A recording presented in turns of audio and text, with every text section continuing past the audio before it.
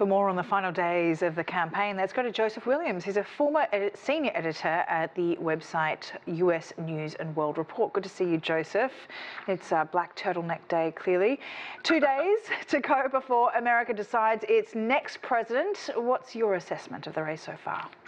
The assessment is pretty much that we've got a race that is as static as anything that I've ever seen. Polls completely remain that completely deadlocked going into the election day. No matter what has happened, we'd have 2 assassination attempts. We've had a decisive debate performance by Kamala Harris. We've had a great economy. We've had Trump calling on his most authoritative impulses, but nothing has moved the needle. So I think it's going to remain tight up until election day. There's been a skosh more momentum on the Harris side than on the Trump side, and that, I think, will make the difference in what is likely to be a photo finish.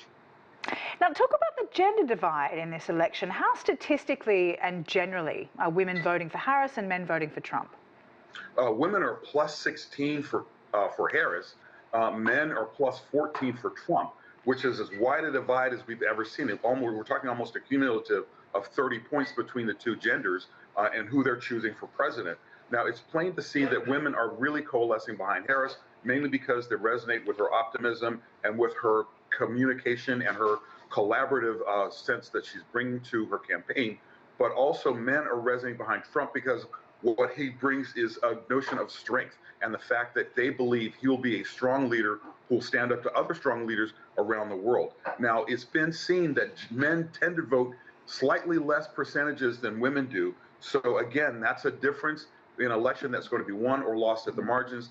That's a difference that could be mean victory for one, defeat or the other. And more than 70 million people have already cast their vote in early elections.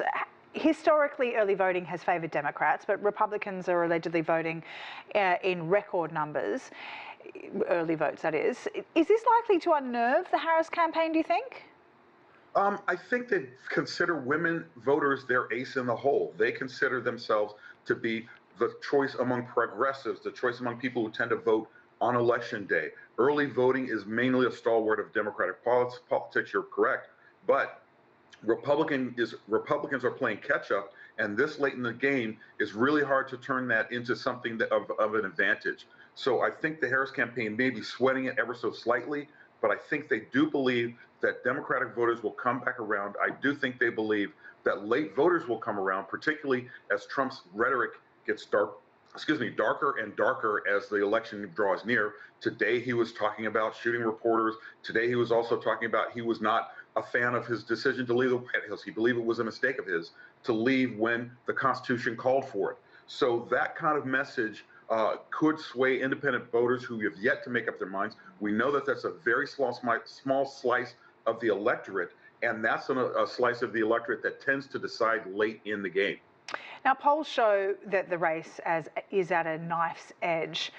Yesterday, the Iowa poll made Harris 3 points ahead of Trump. There was some excitement by media pundits about that. But if Iowa isn't a swing state, does it actually mean anything?